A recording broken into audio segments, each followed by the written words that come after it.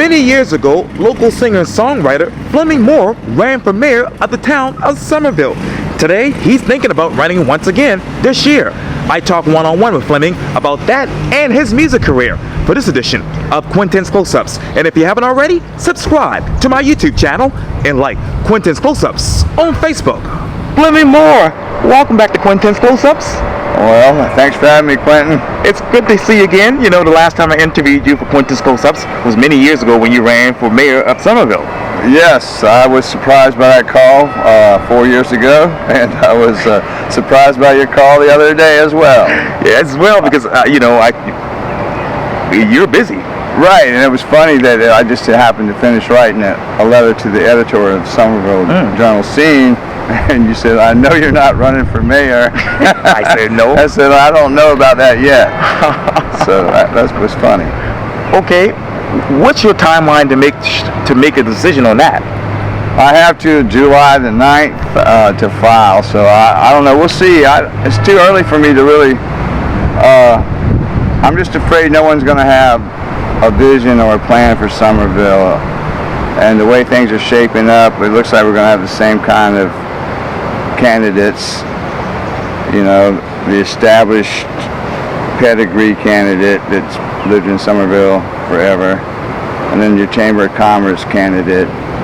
And none of them are talking about the things that I think are going to have a profound effect on Summerville not long after I'm gone from Summerville forever, you know, when I pass away. It's port expansion.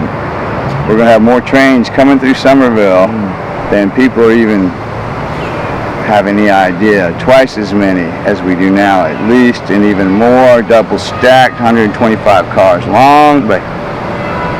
And I haven't heard one of the candidates even address that, or even do they have a plan. And it's time that we talk to Norfolk Southern now rather than when it becomes a problem. There's some time here. We have a window maybe to move the track closer to the interstate when it gets to Ladson. There's cut and cover. You could actually, if the grade is the right grade. These are things I would like to hear them talking about, as well as preservation, which they are, but development. When we develop these new neighborhoods, I'd like to see that a percentage of the houses were, I won't call them affordable housing because people don't like that, but attainable housing for young couples. Right now, the price point over $300,000 is just almost nearly impossible for a young couple to build any wealth these days. They end up renting apartments, and apartment rents are going up 25% a year over the last couple of years. And so hopefully somebody will step in and address these issues, and I can support them. Otherwise, I might have to file, you know. I want to get back to you with that in just a second, but you talk about obviously attainable housing. Where is that for the young couples in Summerville? You'd have to, there is, as far as I can see, I'll just give you an example. My daughter is 24 years old, has a good job with UPS, has money saved, and right now with the interest rates, but her apartment, she was paying $1,200 a month for a small little apartment in Summerville, a nice one. And after her first year, it went from $1,200 to $1,600. And that's there's just it's not there. Wow. So one way we could make our communities better, I believe, is by having it to be diverse. If our teachers and our firefighters and our policemen can't live in the community in which they work, it makes it a whole lot harder for everyone. It would be nice if, for every $300,000 house, they put $150,000 houses in there that were, don't have to be a 1 or 2 bedroom house for a young couple. And then when their family grows, they'll have been able to attain some wealth rather than throw their money away on rent every month. That's what I'd like, These are macro problems that there are solutions for. So what is the median price per home in the town of Summerville? I would think, last I heard, the median price was right at 289, right in the upper 200s. 300. I call it $300,000. Just round it off. And where exactly are those homes located in Summerville? Probably Summers Corners. Now, once the Berlin G. Meyer is opened up, you're going to have nothing but development from there to the Edisto River. I saw a sign off of on the other side of the interstate saying homes from the low 290s. So that's I think the starting point. What the median price is, I don't know. You might find a flip home that needs a lot of work that would affect that price. Well, do you have the answer right there? You're going to school me here? You got Mr. Google? We can Google these figures. Well, I don't get hung up on the figures, but I just know that housing is not very attainable for young couples anywhere in the United States of America right now. I don't, So what is more important for the town of Summerville? Building new homes and commercial space, or rehabbing and expanding and better utilizing those homes? It depends where it's located and what kind of property you're talking about.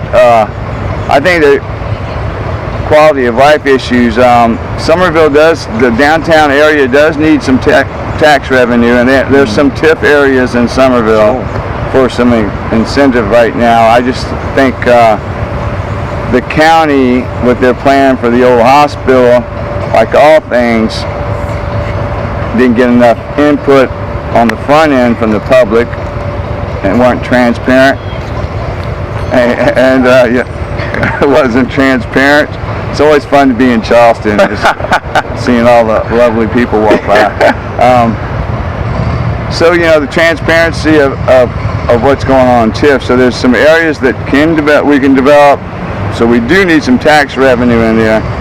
I'm not against multi-use spaces. I think as long as the scale is right for the project and the property, there's some really nice developments that have gone up along Meeting Street where the building actually architecture matches the old Charleston really well, and that's so. What I'd like to see is for them to find a solution to the old hospital and end it with Hutchinson Square, and have some development between there and back to the square. There's some areas in Brownsville. What I hate to see is gentrification happen. Has that happened already? Yes. Where in Summerville? I would say when you get off of West First North Street, the streets are very complicated in Summerville, but yes. just over the side of on what we used to call the bad side of the tracks, on I'd say West First North Street, there's some houses in there, and I'm sure there's some opportunity at Lincolnville, which is right outside of Summer. I mean, we're right next to each other. Yes, there's been a lot of that going on in there. Y'all be traveling through that area to get to Orangeburg Saturday. But let me ask you this, Fleming. With that hospital connection to Hutchinson Square, what type of connectivity plan will be ideal for that? Multi-use spaces where people can ride the elevator to the grocery store. No, you mean? How about you? You mean the bicycle? No, you can actually, there'll be a grocery store just like we have over here on West Edge. In public, you ride the elevator. We had the available I'm getting old. I don't want to have to drive around town. I don't want to be able to take the elevator to the grocery store. And young kids do too. Yes. I mean, they're kids in their 20s. They figured out this life-work balance. Oh, well, okay. So what public-private partnership would you want to have for that type of project? What private-public? Yeah. Well, I'm open to whatever developer would propose for that. I would think, when you have I don't know any developers in particular because I'm not connected with developers, which is, I think, an asset in itself, because I have no dog in any fights. I'm not going to be financially gained from any development in Summerville. But You know, where there's shopping, there's entertainment, a bar, residential space above. Yes, sir. Maybe some office space in there, a multi-use building. Exactly what it says, yeah. And any affordable housing in that complex? Oh, absolutely. Okay. I've already stated for every project you do, you have to set aside 10% for attainable. We'll call it attainable. When you call it affordable, people think you're bringing in, you're selling low standard stuff. So we're going to try to change the nomenclature on that for a more positive outlet. You want attainable housing, but do you also want workforce housing? Workforce? Yes, sir. Workforce. I am not familiar with that. Yeah, housing for, as you mentioned, the firefighters and EMS. Oh, okay. Oh, absolutely. Yeah, absolutely. I stated that earlier, I believe. Okay. And what else do you want as far as association with housing right now? What now? What else do you want housing to be associated with so that people can actually afford these houses and apartments and condos? I don't understand the question. Well, let me ask you this then: where should subsidized housing be in the town of Summerville? With everybody else in those same buildings, if that's where it is. Right? No, we don't segregate anybody according to their income, their race, or their religious belief. Yes, sir. And you talked earlier about those developers. So when it comes to housing, what type of incentives do you want them to bring to these areas so that people can actually afford these apartments and condos? Well, if they're in a TIF, they've already got an incentive to build in there, and you just and if they don't want to put in any space for affordable or subsidized housing, then we'll just shop around till we find one who will. And how many projects are going on right now in the town of Summerville? I don't have the answer to that. I'm sure we can Google it. You got your Google machine right there. These are a bunch of questions. Fleming. Yeah. I mean, I know you want to get down into the weeds of these things, but I'm not. That's not what I don't have a team at my disposal like the councilman and the mayor do. These would be questions for them. I'm merely a citizen who is posing some questions about how to do things on the macro level. All these questions you're asking me now, Quintin, are questions that would be more detailed and be times once you pursue that. I'm asking questions that nobody else is. These are the type of questions where people get bogged down and there's really no vision. I mean, anything you can look up on Google, I'm not going to use up in my memory or reference like a UDO, Unified Design Ordinance. You go look it up.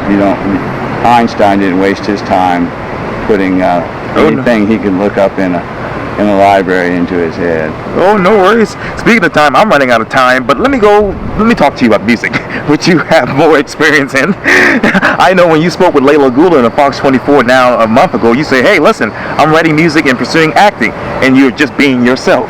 So how are you being yourself, Fleming, as a musician and an actor? Well, I play and I'm just myself, that's all. You pick up the guitar and you sing a song and you just relate to people. And you look them in the eye, and you smile, and you try to bring joy to their lives. And that's all that's about. And acting is you just you take on a role. And what I love about acting is being part of an ensemble. When I play music, I'm a solo musician and spend a lot of time by myself. But when you act and you're with an ensemble, a crew. Yes, oh yeah. And most of the time, well, every time so far, I've been fortunate to be with people who understand that the whole is greater than the sum of the parts, and that's always refreshing. And I'm also working as a stagehand for the local IASD 333. Oh, yeah. And I love working for them. We were at Gilliard for the American Ballet last week, and those guys over there at the union, they treat everybody with love and respect, and they know how to work, and they do a great job. So I'm thankful I get called in on that as well. And when it comes to music and acting right now, Fleming, which whole is greater than the parts? What, ask that again? Yeah, when it comes to music, and you mentioned the whole is greater than the parts. So when it comes to music and acting, where is that whole for you? Well, it's in any production I'm on. Like if I worked on a movie called Do Not Grow Weary with Dean Cain, and that particular, every time you be on set, from the guy from the makeup artist to the electrician to the cameraman to the actor. The actor's a very small part of the production, actually, when it comes down to it. Yes, sir. And so that would be one example. I'm having a house concert this weekend with Miss Danielle Howe and Josh Roberts. They'll be in my backyard, so I'm a little part of that. And my brother, Wesley Moore, the third, who just published a book called Today Oh Boy, will be doing a reading from his book and signing copies. We were at the Carolina Yacht Club last night and had a grand time there. So that'd be one place I was, one of the parts. Yes, sir. Of the sum. Wow. And obviously you've been a solo musician for many, many years. So what got you from being a musician to now also an actor? Oh, I was an actor before I was a musician. And I just gave it up after I got out of high school. Wow. And then I got back into it. So when I'd lost a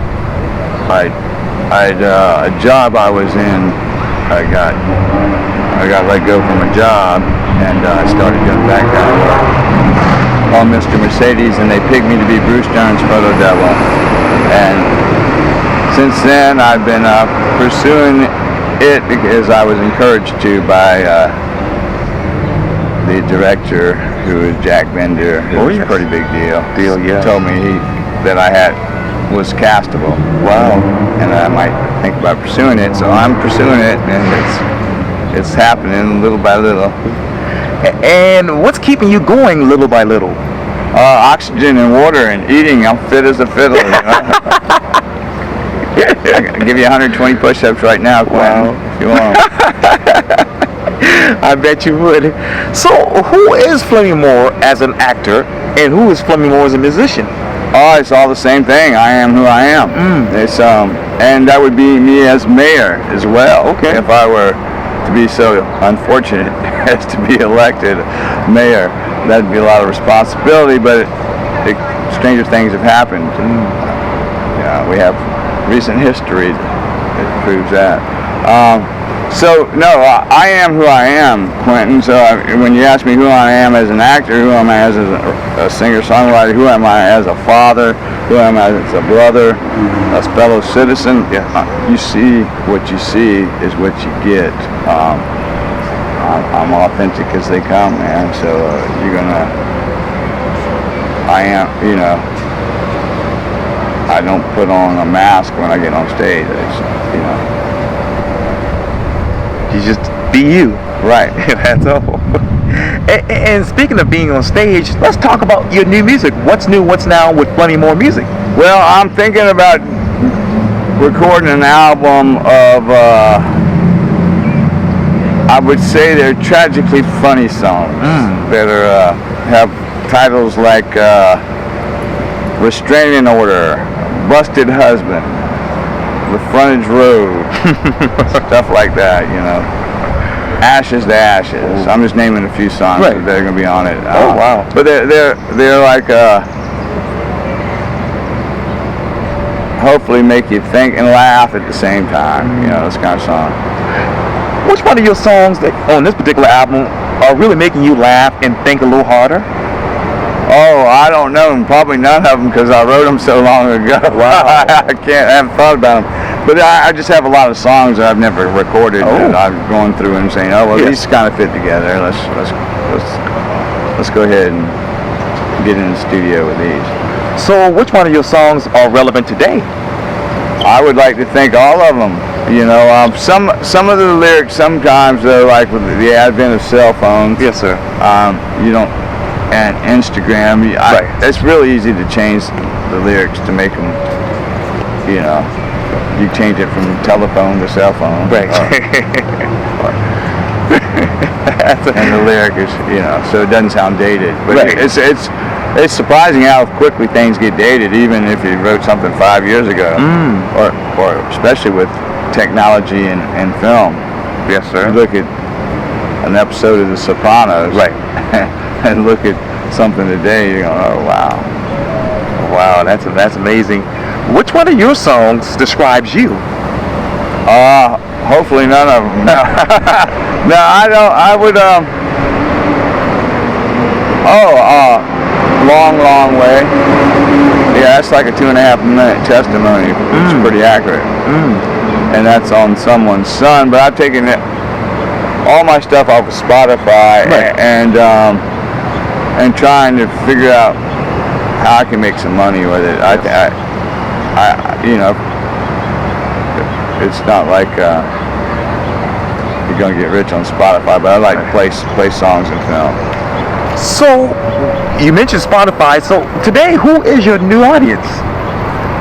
Oh, it's on Facebook. I don't know. I do. If you go to my Facebook page and like it, I do these little reels that people watch. It's kind of incredible the amount of minutes people watch these things. Yes, sir. But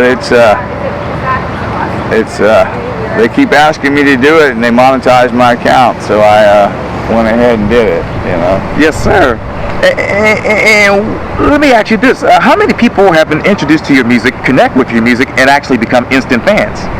Instant fans? Oh, probably about 2 dozen. I don't know. It's according to the dashboard last month. I had 10,000 people. Wow. Reached 10,000 people and 4,000 engagements. Wow. Which is pretty good. Yes, sir. So we'll see. I don't know. And so, in what way, Fleming, do you attract and also maintain an increasing and diverse audience base? Just by being myself, you know. I don't know. People. I think, you know, I wasn't always laid back like I am now, and I went through a transformation in my life that I don't know. It's the peace that I have in me.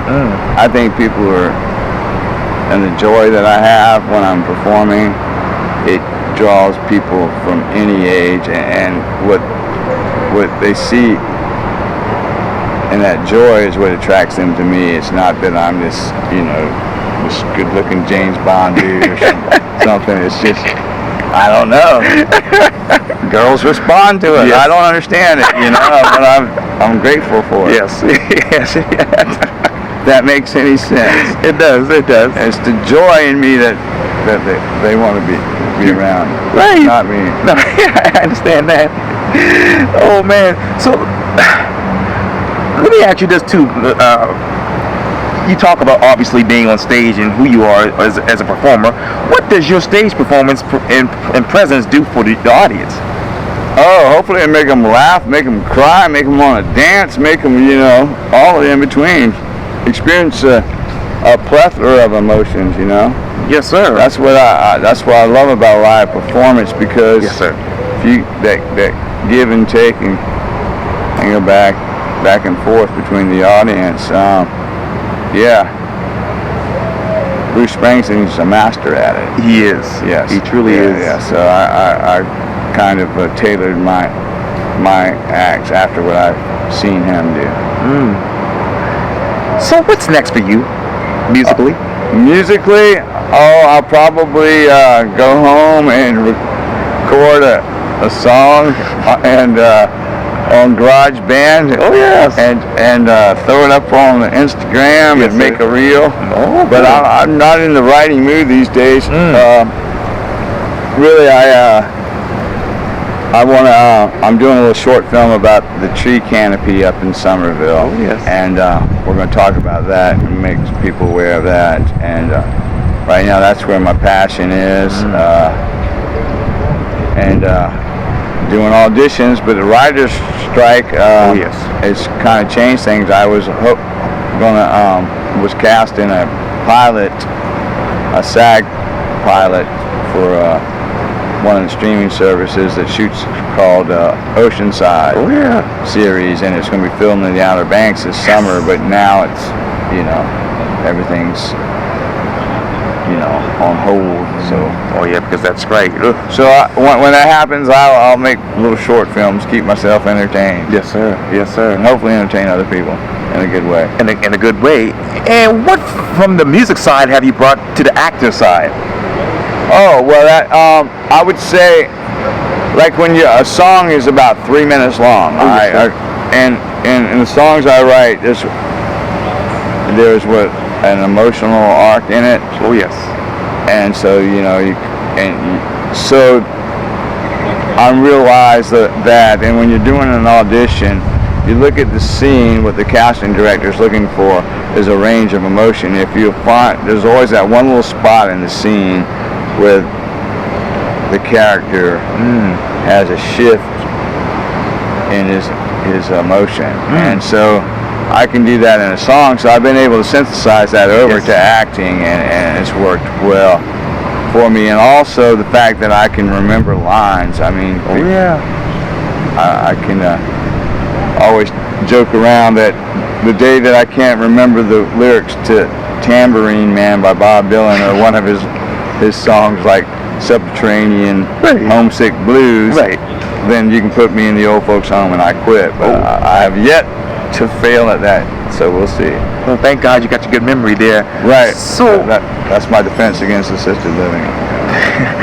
You talk about Bob Dylan, Bruce Springsteen, that is, and all these other amazing artists just like yourself. So which one of those artists resembles your music? I'd say I resemble their music, but it would be Bob Dylan, Bruce Springsteen, Townes Van Zandt, let's see, Tom Petty, Woody Guthrie. Oh yes. The list goes. They're all derivatives of one another. So I wish I could sing like Elvis. That would be nice. Oh yeah, Mr. Memphis. I was just in Tennessee, love Nashville, so that's a great music town there, of course. Yeah, well, Memphis or Nashville? Nashville. I would go with Memphis. Nashville's got that auto-tune stuff going on, ruining the music scene. Oh. No.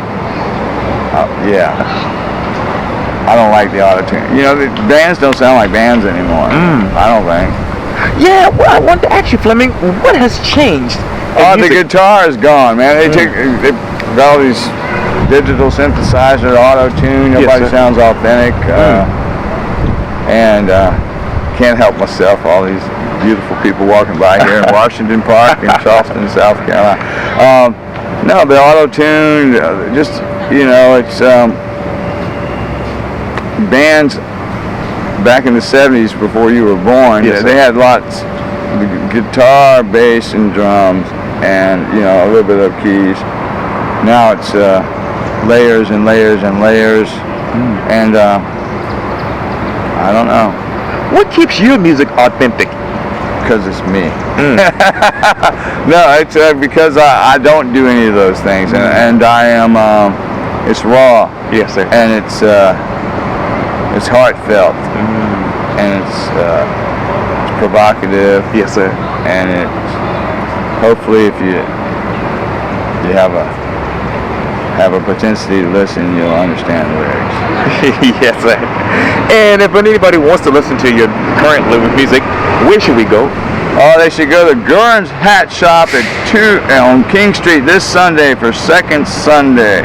Oh yes. In Charleston. I'll be donning a Gurin Brothers hat like I have on here, and I'll be serenading you at Gurin Brothers Hat Shop on King Street right there by Calhoun. It's a great place to buy a lid. Oh yes, they have some great hats in there. Absolutely. Amazing place.